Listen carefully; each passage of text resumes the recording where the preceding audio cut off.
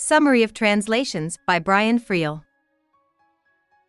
During the afternoon of August in the year 1833, the town of Baalbeg, which is located in County Donegal, Ireland.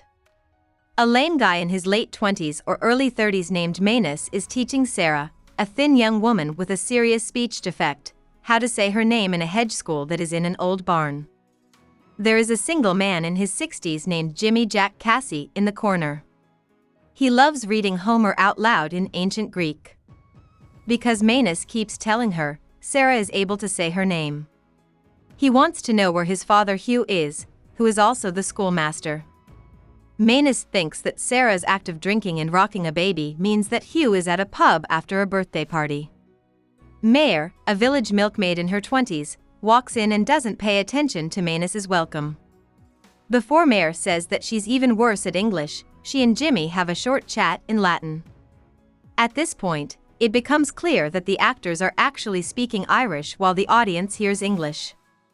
Two more students in their 20s, Dolty and Bridget, come in making a lot of noise. He says that whenever the redcoats put down a surveyor pole, he moves it a few steps to show a presence. Bridget wants to know if anyone knows what Nellie Ruida's baby's name is. The baby was named earlier that day. Manus needs to apply for a job at the new national school that is about to open, says Mare, because it will shut down the hedge school. Manus says no because Hugh wants the job, which makes Mare angry. Bridget knows that the new school will only use English for instruction. Hugh finally shows up. He is a respectable man who is badly dressed and clearly has been drinking. He quizzes the students on the Latin and Greek roots of some words while he speaks to the class. Mare tells them all that they should learn English instead. Hugh tells her she's not important because he was asked to run the new national school however he wants. Owen, Hughie's younger son, walks in. He has lived in Dublin for 6 years. Manus tries to talk to Mare, but she's cold and tells him that they've talked about marriage before but will soon have nothing since the hedge school is over. Owen then tells everyone about Lieutenant Yolland and Captain Lancy, two British soldiers who are mapping the Baalbeg area and for whom Owen is a translator. Lancy, who is serious and middle-aged, then asks Owen, whom he calls Roland by accident, to explain for him as he talks to the group in English and says that the British government is making a new, complete map of Ireland. Owen takes Lancy's fancy words and makes it easier for the people to understand. Manus talks to Owen about this while everyone else is talking. He calls the project a military operation and asks what's wrong with their current place names. He also asks Owen to tell the troops that his name is not Roland. Owen says that he is the same person no matter what name is used. After a few days, Owen and Yolland work to anglicize place names by either making them sound more like English words, Knockban would become Knockban, or turning Irish words into English, Knockban would become Fair Hill. Following this, the names were written down in a namebook, which is used to label new maps that have been translated into English. As they work in the hedge school and drink poteen, Manus walks in. Owen is very annoyed that he won't speak English in front of Yolland. Yolland tells everyone happily that he has been learning some Irish words. Manus says that guys like Yolland make him feel lost, so he leaves. Hugh fell over Manus' bed when he was a baby, Owen says. This is why Manus is crippled. Owen tells Yolland that Lancy wants to talk to the Donnelly twins, so Yolland asks Owen about them. Owen replies without much thought that the twins are fishermen. Then Yolland asks about a house nearby that has music playing all the time. Owen says that it is the home of Mayor Chatak. As Hugh walks in, Yolland talks about how interesting it is that Irish names have such interesting roots. Oland needs to remember that words are just signals and don't last forever, says Hugh. Owen tells Hugh that he might get lost with all the new place names. Hugh then goes to see the neighborhood priest. Yolland says that their project is hurting some part of Irish society. Owen gets annoyed with Yolland's over-romanticization of Irish, so he tells the story of Tober Vri, a junction whose name comes from the word tober, which means well, and is a version of the Irish name Brian. Owen thinks that Tober Vri has already been eroded so much that it can't be recognized. Still, Yolland argues that they keep the name because that's what Owen, whom he calls Roland again, wants. Owen yells that his name is not Roland, making everyone mad. Because the situation is so silly, the guys suddenly burst out laughing. Manus walks in, happy, and says that he has been hired to open another hedge school. Mayer shows up with a milk delivery. When Manus leaves with his milk, Mayer tells Owen to tell Yolland that there is a dance tomorrow night at Tobervry. Manus comes back and offers to walk Mayer home, but she chooses to stay and have a drink instead. Yolland is drunk and happy as he recites the Irish words he has learned. The stage goes black as the music gets louder. In the evening after, Mayer and Yolland run on stage laughing and holding hands. They had just come from a dance. There is a love scene between them, but neither of them can understand what the other is saying. No matter what, they both say over and over again, in their own languages, that they just love the sound of the other person's speech. Yolland finally starts to write down the Irish names he has learned at work and reads them to Mayer as if they were a love letter. He says that he wants to live with Mayer always. She doesn't understand what always means. They hug and kiss. Sarah walks in and yells for Manus when she sees them kiss. Sarah and Owen sit in the schoolroom the next night. Yolland is no longer there.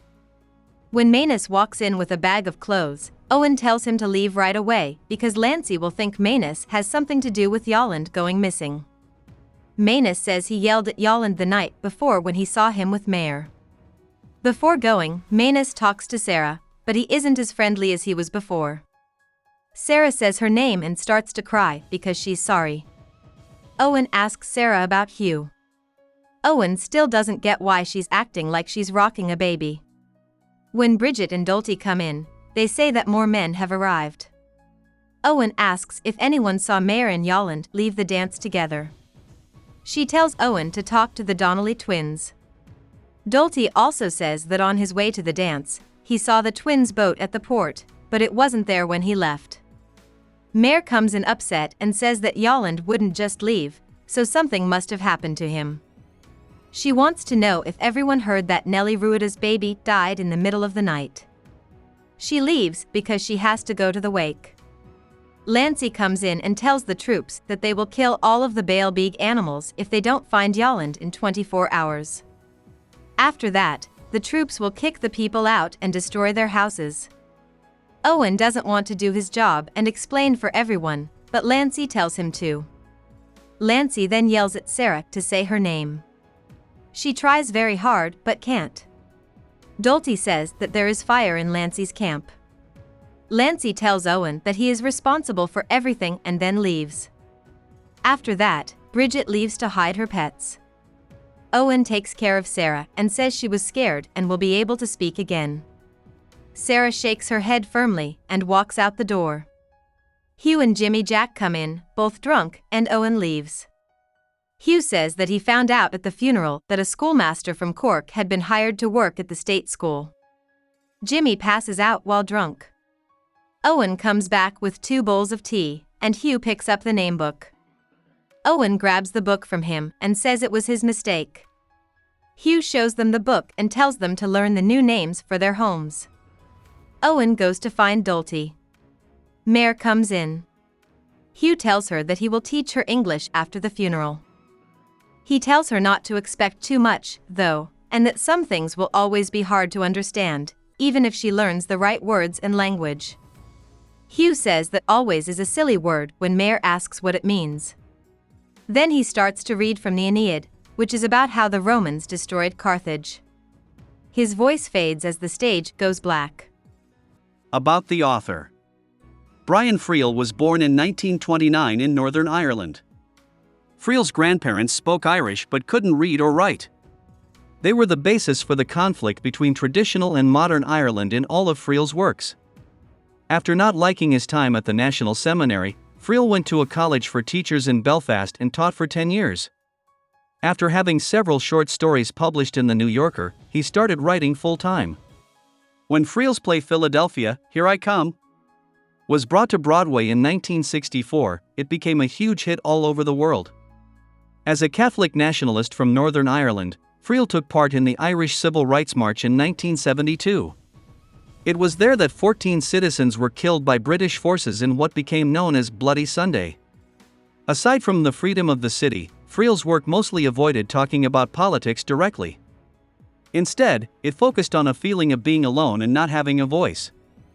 Friel helped to start the Field Day Theatre Company in Northern Ireland in 1980.